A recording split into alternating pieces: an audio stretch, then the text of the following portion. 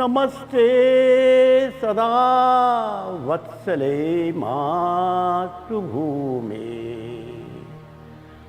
त्वया हिन्दुभूमे सुखं वर्धितोऽहम् महामंगले पुण्यभूमे त्वदर्थे पतत्वेशकायो नमस्ते नमस्ते रत्नाकराधौतपदं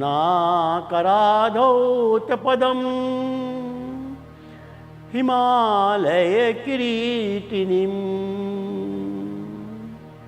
ब्रह्मराजर्षिरत्नाढ्यां वंदे भारत मातरम्। उत्तरं यत् समुद्रस्य हिमाद्रैश्चैव दक्षिणं वर्षं तद् भारतं नाम भारतीयत संतति। प्रभो शक्तिमन् हिन्दुराष्ट्राङ्गभूता इमे सादरं त्वां नमामो वयम्। त्वदीयाय कार्याय बद्धा कटीयम् शुभामाशिषं देहि तत्पूर्तये। लोकाभिरामं रणरङ्गधीरं राजीवनेत्रं रघुवंशनाथं कारुण्यरूपं करुणावतारं श्रीरामचन्द्रं शरणं प्रपद्ये। श्रीरामचन्द्रं शरणं प्रपद्ये। मनोजवं मारुततुल्यवेगं जितेन्द्रियं बुद्धिमतां वरिष्ठं वातात्मजानरयूथमुख्यं श्रीरामदूतं शरणं प्रपद्ये। श्रीरामदूतं शरणं प्रपद्ये। विजेत्री च न संवता कार्यशक्तिर्विधायास्य धर्मस्य संरक्षणम्। परं वै भवन्ने तुमेतत् स्वराष्ट्रं समर्था भवत्वाशिषा ते भृशम्। भारत माता की जय।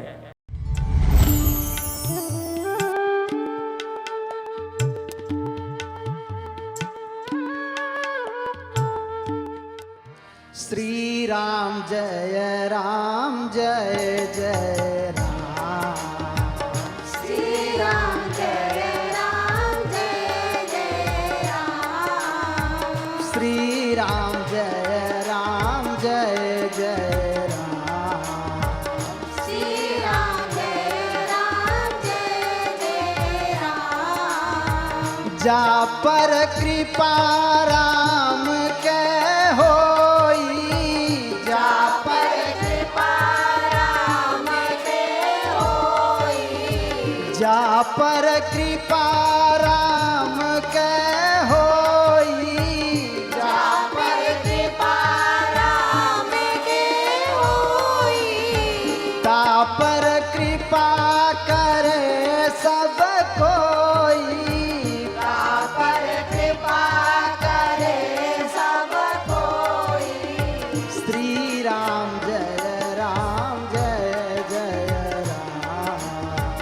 श्री राम जय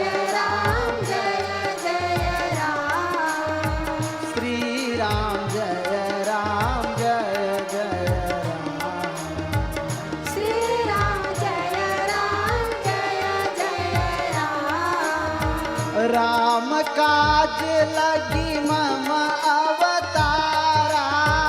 राम काज लगी मम अवतारा। एकल मैं हो जीवन सारा। एकल मैं हो जीवन सारा। श्री राम जय राम जय जय राम। श्री राम जय राम जय जय राम।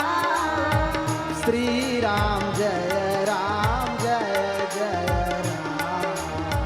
श्री राम जय राम जय जय राम। एकल सेवा धर्म हमारा। एकल सेवा धर्म हमारा। एकल पूजा कर्म हमारा। एकल पूजा कर्म हमारा। श्री राम जय राम जय जय राम। श्री राम जय राम जय जय राम। श्री राम जय राम जय जय राम। श्री राम जय राम जय जय राम। श्री राम जय राम जय जय राम। श्री राम जय राम जय जय राम। सबको नमस्कार। मित्रों, पिछले सत्र में हमने क्रांति राम की चर्चा की थी और इस सत्र में हम क्रांति एकल की चर्चा करेंगे। राम जी के मार्ग पर चलकर एकल गांव-गांव में क्या कर रहा है, इसकी चर्चा होगी एक गीत के माध्यम से, जिसको हम योजना गीत कहते हैं, अर्थात एकल अभियान की योजना का गीत। सर्वप्रथम 2 पंक्तियों में हम अपने उद्देश्य को प्रकट करते हैं और उसके बाद प्रत्येक चरण में हमारी योजनाएं प्रकट होंगी। हमारा उद्देश्य है स्वावलंबी स्वाभिमानी भाव जगाना है। हम इस देश में ग्रामीण भारत को स्वावलंबी और स्वाभिमानी बनाना चाहते हैं। मित्रों, राजनीतिक नेताओं ने अपने स्वार्थ के कारण, वोट प्राप्त करने की इच्छा के कारण हमारे ग्रामीण भारत का स्वाभिमान नष्ट कर दिया,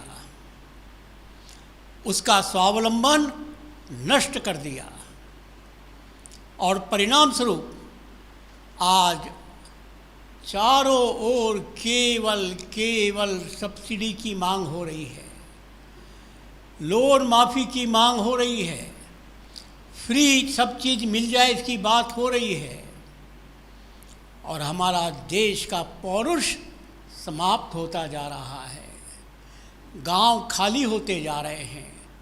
तो एकल अभियान ने निश्चित किया कि हम ग्रामीण भारत को स्वावलंबी बनाएंगे, उसका स्वाभिमान जगाएंगे, क्योंकि स्वाभिमान ही किसी देश की, किसी समाज की, किसी परिवार की और किसी व्यक्ति की वो ताकत होती है जिसमें वो बड़े से बड़ा पुरुषार्थ प्रकट करता है। और इसके लिए हमने सारे देश का आह्वान किया, चलो गांव की ओर, हमें फिर देश बनाना है। सारे देश का ध्यान गांव की ओर आकर्षित करने के लिए एकल अभियान ने अपना लक्ष्य निश्चित किया। मित्रों, जब हमारा देश आज़ाद हुआ, गांधी जी ने 2 पत्र नेहरू जी के लिखे थे। पहला पत्र में उन्होंने ये लिखा कि देश की तरक्की की संभावनाएं केवल गांव से ही गुजरती है। गांव महान बनेगा, देश महान बनेगा।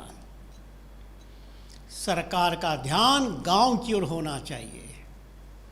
और दूसरे पत्र में उन्होंने लिखा कि खेती पर सरकार का सबसे अधिक ध्यान होना चाहिए।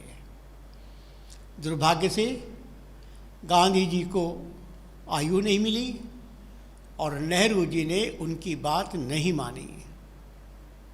परिणाम स्वरूप नेहरू जी ने नगरों पर ध्यान दिया, उद्योगीकरण पर ध्यान दिया। गांव खाली होते चले गए, खेत सूखते चले गए और देश गरीब होता चला गया। आज एकल अभियान ने पुनः गांव के लोगों को स्वाभिमान की शिक्षा देने का निर्णय किया है। इस देश के सारे उद्योग चलते तो आखिर गांव वालों के परिश्रम के बल पर है। इस देश के जितने भी लोग हैं उनका पेट तो भरता है हमारा किसान। और सभी कारखानों में जो लोहा, कोयला, तेल का प्रयोग होता है, वो इस वनवासी की ज़मीन को जब चीरा जाता है तभी निकलता है लोहा, कोयला, तेल। जब इस वनवासी की ज़मीन को डुबोया जाता है तब पैदा होती है बिजली, चलते हैं बड़े बड़े कारखाने और नगरों के घर आलीशान बनते हैं। दुर्भाग्य से गांव उपेक्षित रहता है। और इसलिए हमने आह्वान किया सारे देश को, नगरवासियों को, चलो गांव की ओर, गांव को ध्यान दो तो हमारा देश फिर से महान बनेगा। इसके साथ हमारे योजना गीत का पहला चरण क्या है इसको पहले सुनेंगे, इसके बाद इसकी व्याख्या होगी। स्वावलंबी स्वाभिमानी भाव जगाना है, स्वावलंबी स्वाभिमानी भाव जगाना है। चलो गांव की ओर हमें फिर देश बनाना है। चलो गांव की ओर हमें फिर देश बनाना है। हर घर में गौ माँ की सेवा, पशुधन का हो पालन। गंगा माँ की रक्षा से हो धरती माँ का पोषण। बने औषधि गौमूत्र से, खाद और ईंधन गोबर से। स्वच्छ रहेंगे स्वस्थ रहेंगे भाव जगाना है। जड़ी बूटी से खुशहाली हमें गाँव में लाना है। स्वावलंबी स्वाभिमानी भाव जगाना है। चलो गांव की ओर हमें फिर देश बनाना है। हमारे देश की आर्थिक व्यवस्था अच्छी हो, यह सबके मन की इच्छा है। लेकिन आर्थिक आधार क्या होगा? हमारे प्रकृति माँ ने हमको 3 आधार दिए थे, धरती माँ, गौ माँ, गंगा माँ। इन 3 माताओं के आधार पर यह भारत सोने की चिड़िया बना था। लेकिन जैसे ही हमने इन 3 माताओं की उपेक्षा की, हमारा देश गरीब से गरीब बनता चला गया। धरती माँ, धरती का टुकड़ा, गाय का गोबर, बनाओ जैविक खाद। और गंगा माँ, समुद्र के पानी को भाप बनाकर बादल बनते हैं और वो बादल हमारे गांव में गंगा माँ के रूप में अवतरित होते हैं। हम गांव में शिव जी की जटा के समान इस गंगा माँ को गांव में ही बांधेंगे। अर्थात तालाब बनाएंगे, छोटी छोटी हम पोखरी बनाएंगे, बाढ़ बनाएंगे, जिससे कि गंगा का पानी अर्थात वर्षा का पानी वापिस समुद्र में नहीं जाएगा।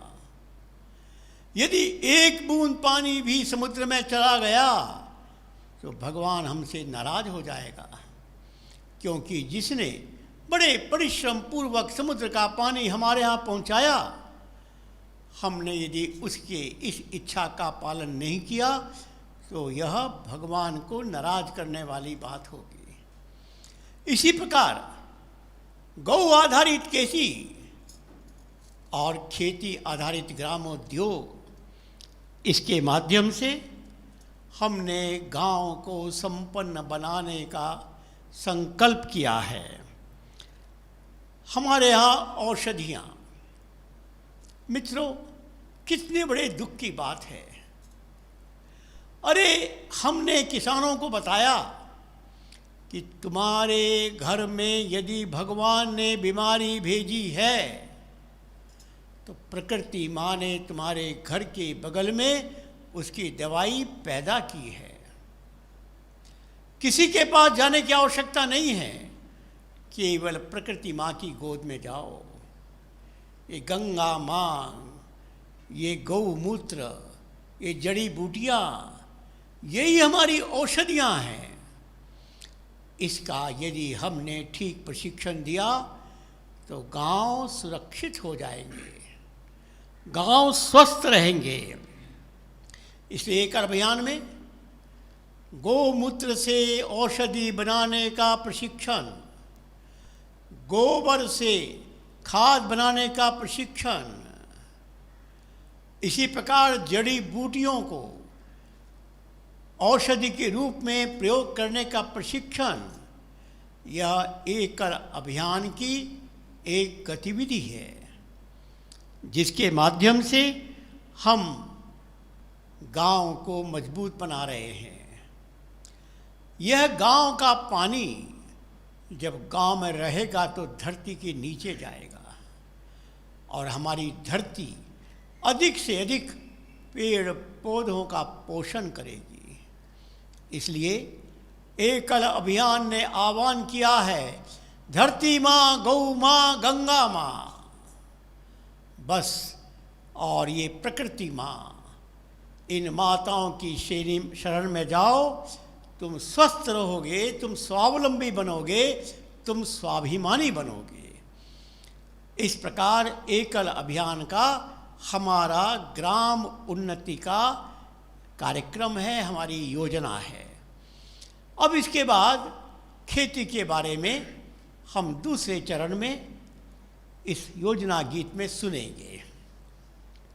स्वावलंबी स्वाभिमानी भाव जगाना है, स्वावलंबी स्वाभिमानी भाव जगाना है। चलो गांव की ओर हमें फिर देश बनाना है। चलो गांव की ओर हमें फिर देश बनाना है। गांव में होगी जैविक खेती, जमीन के नीचे पानी, अनाज सब्जी फूल और फल से सजेगी धरती रानी। कोई न होगा भूखा प्यासा, पूरी होगी सबकी आशा। स्नेह और सहकारिता का भाव जगाना है। कृषि आधारित समृद्धि हमें गाँव में लाना है। स्वावलंबी स्वाभिमानी भाव जगाना है। चलो गाँव की ओर हमें फिर देश बनाना है। जैविक खेती, कितना बड़ा दुर्भाग्य इस देश का। 60 के दशक में हमारे देश में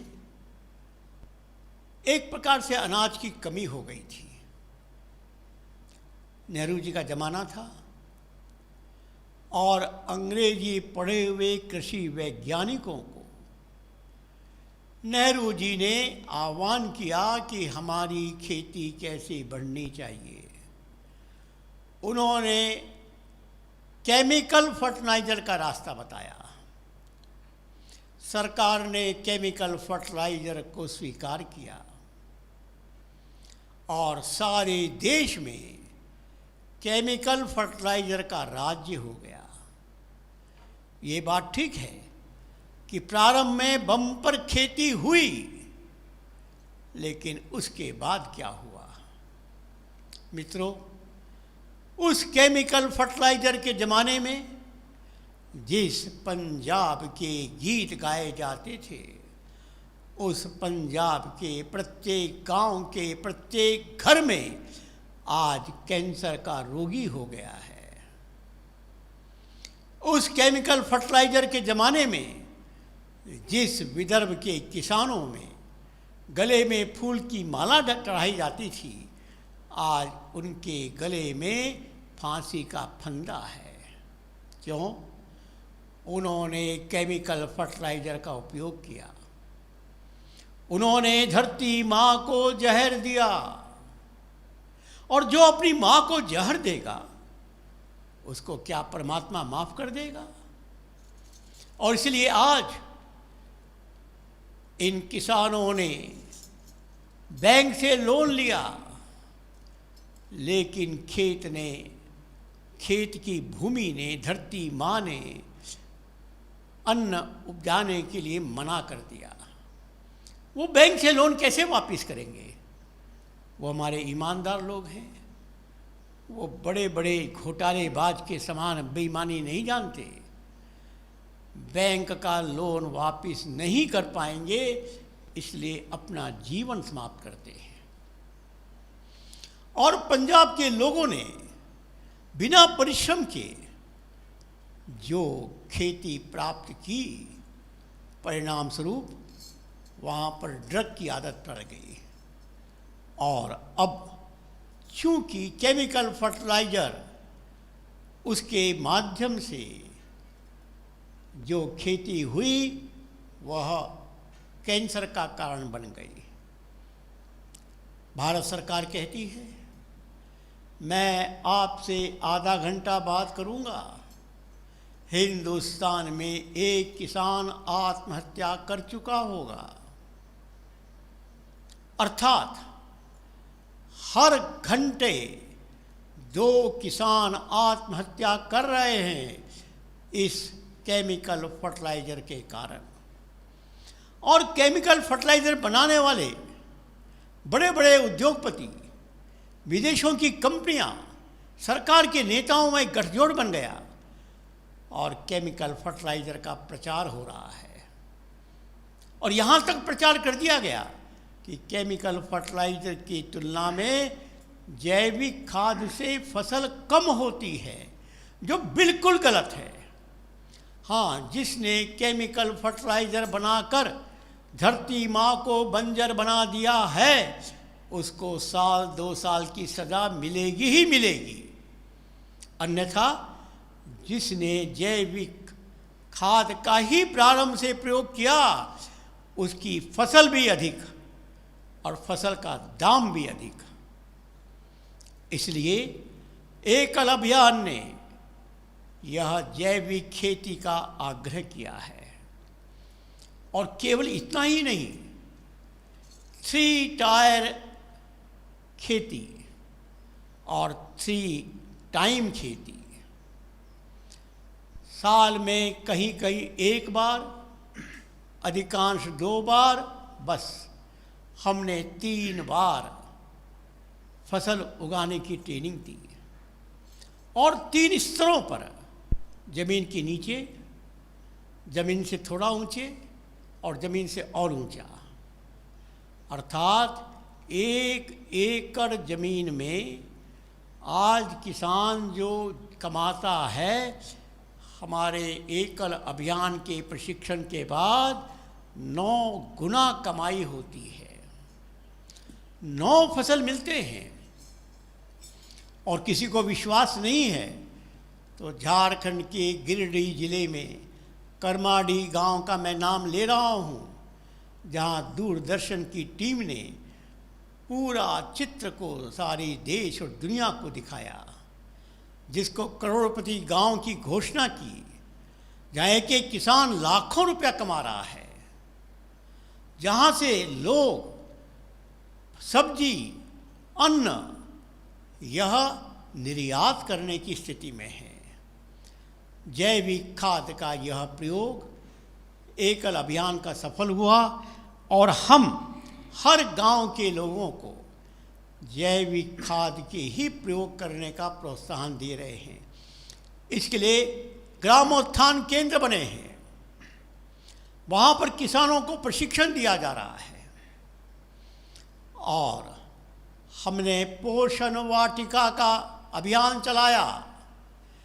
गांव में ही अपने घर के बगल में थोड़ी सी ज़मीन पर सब्जी पैदा करो, कुछ ऐसे पौधे लगाओ जो औषधि का काम करें।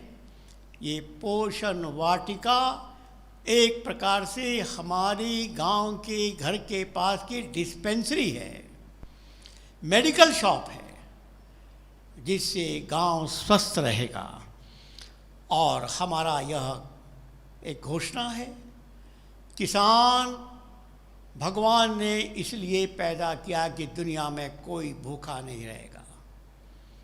आप देखिए, कोरोना के संकट में उद्योग बंद हो गए, लेकिन खेती का उत्पादन इतना अच्छा हुआ कि भारत सरकार को 4 महीने मुफ्त 80 करोड़ लोगों को अन्न देने की व्यवस्था करने की सुविधा हुई।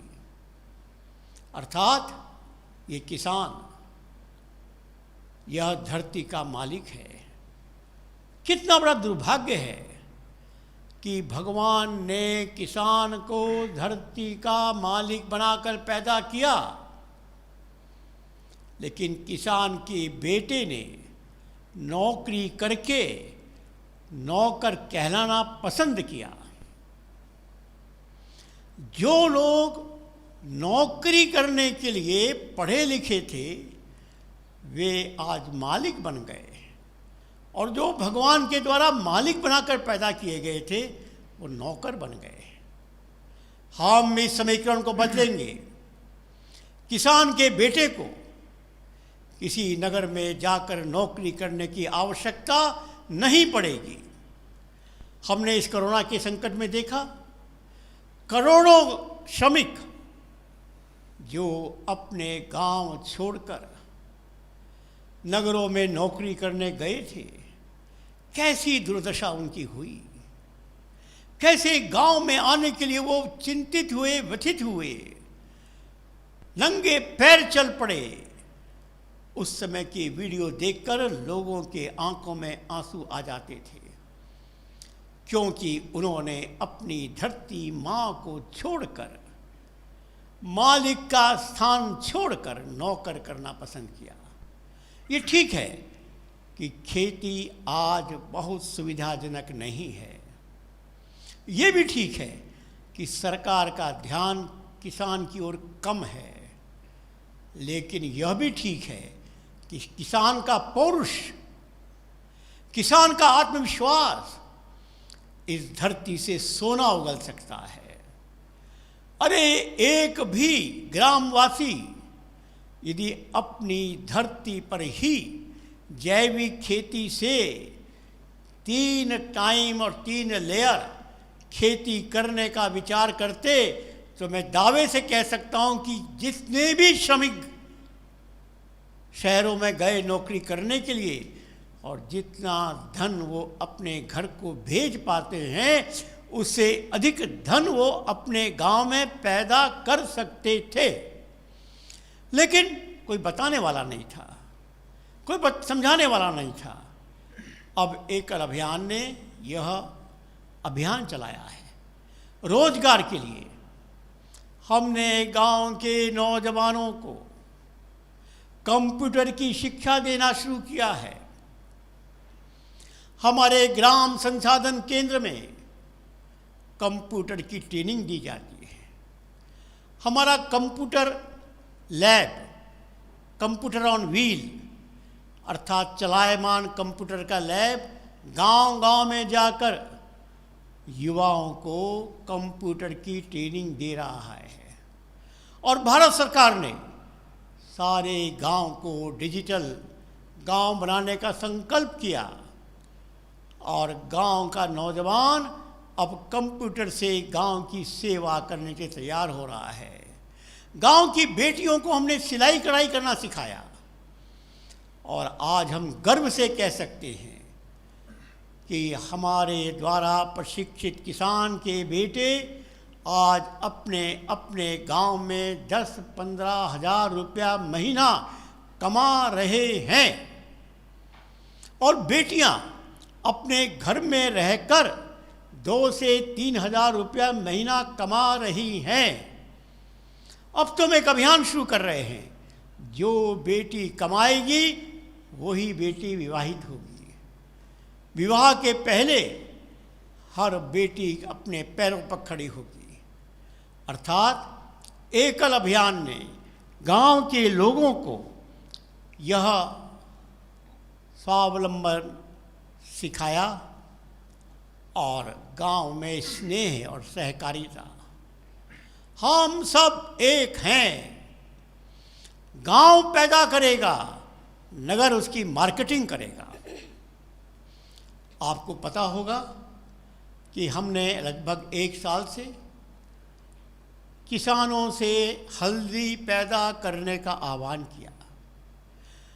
अब हम अनेक टन हल्दी हर महीना पैदा कर रहे हैं और वो हल्दी अपने गुणात्मकता में विश्व की किसी भी हल्दी से श्रेष्ठ सिद्ध हुई है। सरकारी प्रयोगशाला में यह प्रमाणित हुआ और वो हल्दी अब सब घर घर में जा रही है। वैसे भी कोरोना के संकट में एंटीबायोटिक के रूप में हल्दी का प्रयोग सारे वैज्ञानिकों ने बताया और अब हम इस हल्दी के माध्यम से गांव के लोगों को संपन्न बनाएंगे और नगर के लोगों को स्वस्थ बनाएंगे। यह एकल अभियान की योजना, जिसके द्वारा हम गांव में स्वावलंबन और स्वाभिमानी भाव जगाना चाहते हैं, गांव को समृद्ध बनाना चाहते हैं, यह हमारी गांव की आर्थिक उन्नति की योजना है। अब इसी बात को और आगे बढ़ाते हुए हमारा तीसरा चरण इस बात को और अधिक स्पष्ट करेगा। आइए हम तीसरा चरण सुनेंगे। स्वावलंबी स्वाभिमानी भाव जगाना है। स्वावलंबी स्वाभिमानी भाव जगाना है। चलो गांव की ओर हमें फिर देश बनाना है। चलो गांव की ओर हमें फिर देश बनाना है। ग्राम उद्योग विस्तार से सबका निश्चित हो रोजगार। जिए सादगी से सब रखे मन में उच्च विचार। गांव का हर बच्चा हो शिक्षित, हर युवा संस्कारित निर्भीक। ग्राम सभ्यता की जय हो, जय भाव जगाना है। राम राज्य के सपने को साकार दिखाना है। स्वावलंबी स्वाभिमानी भाव जगाना है। चलो गांव की ओर हमें फिर देश बनाना है। जो गांव में पैदा हुआ, भगवान ने उसके 2 हाथ रोजगार करने के दिए हैं और हमने पंडित दीनदयाल उपाध्याय की अंत्योदय की योजना को स्वीकार किया, जिसमें उन्होंने कहा, हर खेत को पानी, हर हाथ को काम। मित्रों, यदि गांव का व्यक्ति निर्णय कर ले हमको नौकर नहीं बनना है, हमको गांव में रहना है, एकल अभियान उनको वायदा करता है, उनको रोजगार हम देंगे। रोजगार करने की हिम्मत रखो, गांव में रहने का भाव रखो, तुमको रोजगार मिलेगा। इस विचार क्रांति के माध्यम से हमने जो व्यापक युवा योद्धा बनाए हैं, हर परिवार का हम सर्वे कर रहे हैं। अभी तक हमने ग्राम सैनिकों से गांव की सुरक्षा की थी। अब हम युवा योद्धाओं से हर परिवार की सुरक्षा की जिम्मेवारी ले रहे हैं। हर 10 परिवार में एक युवा योद्धा यह उसकी चिंता करेगा। उस परिवार के युवाओं को कौन सा रोजगार करना आता है, इसका हम सर्वे करेंगे। उसके अनुसार सरकारी योजनाओं के आधार पर उनको हम लोन दिलाएंगे, उनकी मार्केटिंग की व्यवस्था करेंगे, और जो खेती करना चाहेंगे उनको खेती में ही कैसे लाभ हो इसका भी प्रशिक्षण देंगे। हमारा संकल्प है कि गांव में पैदा होने वाला कोई भी नौजवान आगे से नौकर नहीं कहलाएगा। शहरों में जाकर यह बिल्कुल भिखारियों की तरह नहीं रहेगा। अरे वो अन्नदाता है, वो तो नगरों का पालन पोषण करने वाला परमात्मा का दूत है। उसका ये स्वाभिमान हम जगाना चाहते हैं। हाँ, एक बात जरूर है, नगरों में रहने वाले लोगों ने पश्चिमी सभ्यता के वशीभूत होकर अपने जीवन को बहुत विलासतापूर्ण बना दिया।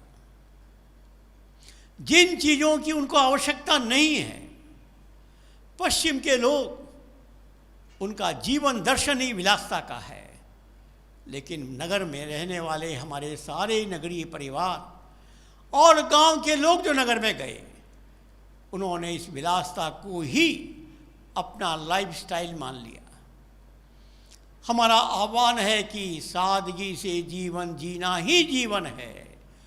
विलासता तुमको गुलाम बनाती है, और इसलिए शरीर की जितनी आवश्यकता पूरी करो, लेकिन शौक नहीं। धरती माँ तुम्हारी आवश्यकता पूरी करने के लिए पर्याप्त सक्षम है, लेकिन तुम्हारे लालच को पूरा करने के लिए प्रकृति माँ तैयार नहीं है। तो सादा जीवन उच्च विचार, यह हमारी ग्राम की सभ्यता है।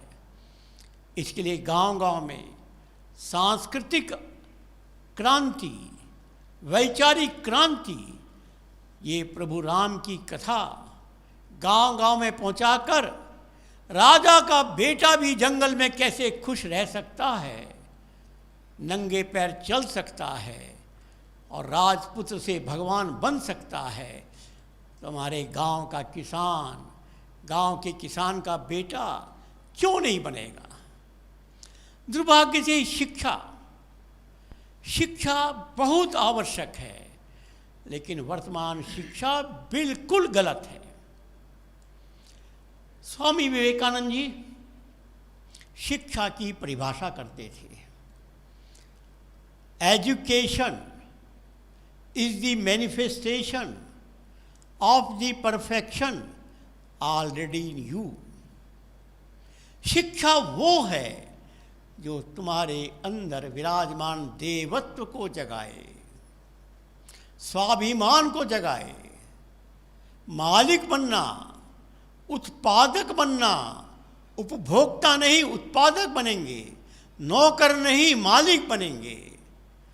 हमारी प्रतिभाओं का हम प्रगटीकरण करेंगे। लेकिन आज की शिक्षा, मैकाले की पद्धति से नौकर बनाने की शिक्षा के कारण हमारे गांव खाली हो रहे हैं। आज कितना बड़ी विडंबना है, मैं एक उदाहरण से बताना चाहता हूँ। मान लीजिए एक सरकारी प्रतिनिधि गांव में पहुंचा, गांव वालों को इकट्ठा करके बच्चों को शिक्षित करने के लिए विद्यालय भेजने का अपील कर रहा है। तो गांव वाले पूछ रहे हैं, हम अपने बच्चों को विद्यालय भेजेंगे, इसका क्या लाभ होगा। तो ये सरकारी प्रतिनिधि कहता है, बच्चा पढ़ लिख लेगा तो अच्छा आदमी बन जाएगा। गांव वाले हंसते हैं। वो जानते हैं इस देश में जितना भ्रष्टाचार हो रहा है, जितना हिंसाचार हो रहा है, जितना कदाचार हो, बलात्कार हो रहा है, सब पढ़े लिखे लोग कर रहे हैं। देश में संकट यह पढ़ा लिखा समाज ही निर्माण कर रहा है। ये शिक्षा उनको अच्छा आदमी नहीं बना रही है। तो फिर ये प्रतिनिधि दूसरी बात कहता है, अच्छा भाई अच्छा आदमी नहीं, कम से कम नौकरी मिल जाएगी। गांव वाले और जोर से हंसते हैं। उनको मालूम है कितने शिक्षित बेरोजगार घूम रहे हैं। फिर गांव वाले इनसे पूछते हैं, भैया एक बात बताओ, मेरा बेटा पढ़ लिख कर जब पैंट पहन लेगा तो खेती करेगा? ये प्रतिनिधि कहता है कि तब तो खेती नहीं करेगा। तो किसान पूछता है कि मैं अपने बेटे को तुम्हारे स्कूल में क्यों भेजूं? ना तुम अच्छा आदमी बना सकते हो, ना तुम नौकरी दे सकते हो, और हमारी आजीविका खेती भी तुम समाप्त करो। हम तुम्हारे पढ़ने लिखने के लिए क्यों भेजेंगे? इसका उत्तर आज किसी के पास नहीं है। दुर्भाग्य से गांव का बालक 10वीं पढ़ लेता है, गांव छोड़ देता है, और ऊंची शिक्षा पढ़ लेता है तो देश छोड़ देता है, और या तो किसी नगर में नौकर बनता है या अमेरिका में जाकर वहाँ नौकरी करता है। सारा सत्व समाप्त हो गया। इस कोरोना ने उनको सिखा दिया कि गांव छोड़ने वाले लोग कितना पीड़ित होते हैं।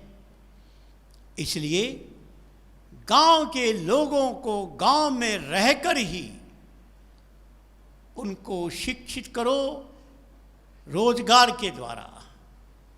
गांधी जी ने यह रोजगार परक शिक्षा पर एक पुस्तक लिखी, अर्थात बच्चों को खेल खेल में कुछ उत्पादन करते हुए तुम भाषा और गणित सिखा सकते हो।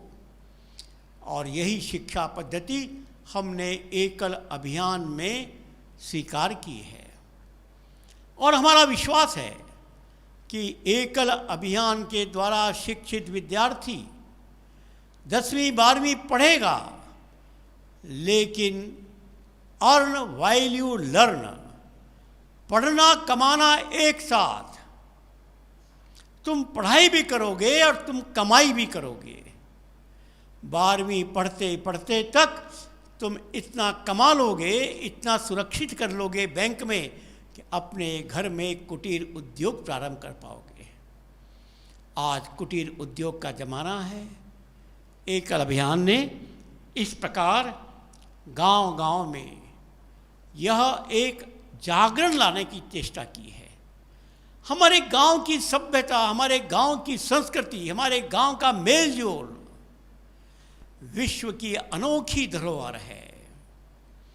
इसीलिए आपने देखा इस कोरोना के संकट में ICMR एक संस्था है सरकार की जो सर्वे करती है, Indian council of medical research.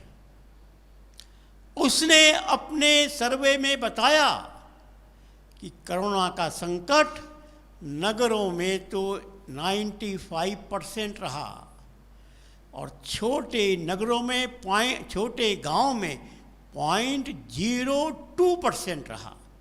ये गांव की सभ्यता, गांव की संस्कृति अपने आप फिजिकल डिस्टेंसिंग सिखाती है, स्वच्छ रहना सिखाती है, हाथ पैर धोना सिखाती है। इसके लिए कुछ सिखाने की आवश्यकता नहीं है। घर घर में तुलसी का पौधा उनकी सभ्यता में है, नीम के पत्ते को पूजना उनकी सभ्यता में है, जो आज आयुष विभाग प्रत्येक परिवार को बता रहा है गांव की सभ्यता की जीवन शैली में है। और इसलिए अब ग्रामीण सभ्यता के आधार पर ही देश और दुनिया चलेगी। यह संकल्प हम कर रहे हैं, और यही राम राज्य के सपने को साकार करने का रास्ता होगा। राम राज्य कब आया? जब राम जी 14 साल जंगल में रहे। अरे राम जी से भी अधिक तेजस्वी राजा उनके पिता थे दशरथ। दशरथ की ताकत जिनकी भुजाओं में, चक्रवर्ती सम्राट। लेकिन दशरथ का राज्य आज क्यों नहीं वर्णित होता है? अरे दशरथ के राज में सारे दुनिया में आसपास में कितना अत्याचार ये आपने सुना। लेकिन चूंकि राम जी जंगल में प्रशिक्षण लेकर आए और इसलिए ग्रामीण सभ्यता से वो प्रभावित होकर आए, तभी वे राम राज्य ला पाए। मित्रों, एकल अभियान ने राम जी के रास्ते पर चलकर ये संकल्प किया है, हम भी इस देश में एक दिन राम राज्य लाएंगे। लेकिन एक और नई बात है, केवल भौतिक उन्नति व्यक्ति को रावण बनाती है और केवल सांस्कृतिक उन्नति व्यक्ति को भिखारी बनाती है। समन्वय होना चाहिए। भौतिक उन्नति भी आवश्यक है, सांस्कृतिक उन्नति भी आवश्यक है। दोनों के संयोग से ही कोई देश आगे बढ़ता है। आइए इस सांस्कृतिक उन्नति के संबंध में एकल अभियान के दृष्टिकोण को इस योजना गीत के अंतिम चरण में सुनेंगे। स्वावलंबी स्वाभिमानी भाव जगाना है, स्वावलंबी स्वाभिमानी भाव जगाना है। चलो गांव की ओर हमें फिर देश बनाना है। चलो गांव की ओर हमें फिर देश बनाना है। ग्राम नगर वन के वासी सब भारत की संतान, एक संस्कृति एक धर्म है पुरखे सबके समान। ऊंच नीच का भेद भुलाकर कंधे से कंधा मिलाकर समरसता का गीत गाकर कदम बढ़ाना है। इस हेतु से तन मन धन जीवन लगाना है। स्वावलंबी स्वाभिमानी भाव जगाना है। चलो गांव की ओर हमें फिर देश बनाना है। चलो गांव की ओर हमें फिर देश बनाना है। सांस्कृतिक उन्नति के लिए एकल अभियान ने गांव-गांव में संस्कार केंद्र शुरू किए, जिनको हम सत्संग केंद्र कहते हैं। पहले यह साप्ताहिक संस्कार केंद्र चलते थे, अब ये दैनिक परिवार सत्संग केंद्र चल रहे हैं। और इस प्रकार हमने पूरे गांव में समरसता, हमने पूरे गांव में एक परिवार, हम सब की एक माँ भारत माँ, हम सबके एक पिता परम पिता परमात्मा। जब हम सबके माता पिता एक, तो कौन ऊंचा कौन नीचा, कौन छूत कौन अछूत, कौन बड़ा कौन छोटा। जो भी किसी को छोटा बड़ा मानेगा, परमात्मा उसको दंड देगा। और सत्संग केंद्र में आकर सब एक साथ प्रसाद ग्रहण करते हैं। समरसता, सब एक भारत माँ की संतान। हम अपने गांव की सांस्कृतिक उन्नति करेंगे, समरसता का भाव पैदा करेंगे और गांव को एक स्वर्ग बनाएंगे। एकल अभियान का ये संकल्प पूरा करने के लिए आप सबसे मैं अपील करता हूँ, आइए एकल अभियान के माध्यम से राम जी की क्रांति को आज की परिवेश में सफल करिए। सबको नमस्कार, धन्यवाद।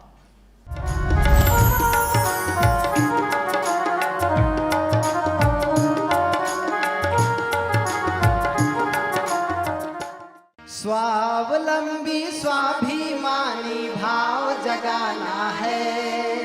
स्वावलंबी स्वाभिमानी भाव जगाना है। चलो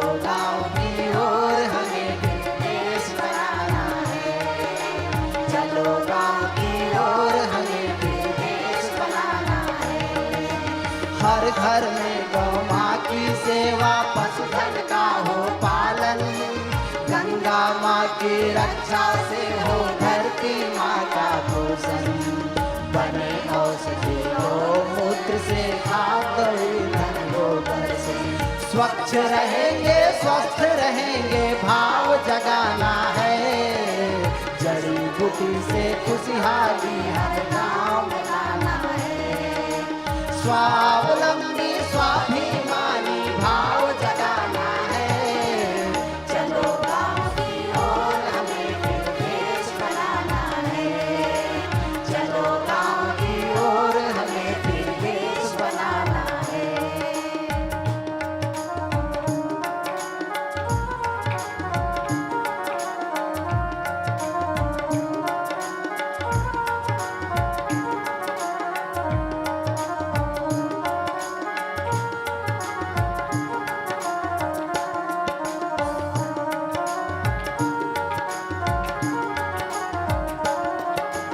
गाँव में होगी जैविक खेती, जमीन के नीचे पानी, अनाज सब्जी फूल और फल से सजेगी धरती रानी, कोई न होगा भूखा प्यासा, पूरी होगी सबकी आशा, स्नेह और सहकारिता का भाव जगाना है, कृषि आधारित समृद्धि हम गाँव में लाना है, स्वावलंबी स्वाभिमानी भाव जगाना है, चलो गाँव की ओर हमें फिर देश बनाना है, चलो गाँव की ओर हमें फिर देश बनाना है।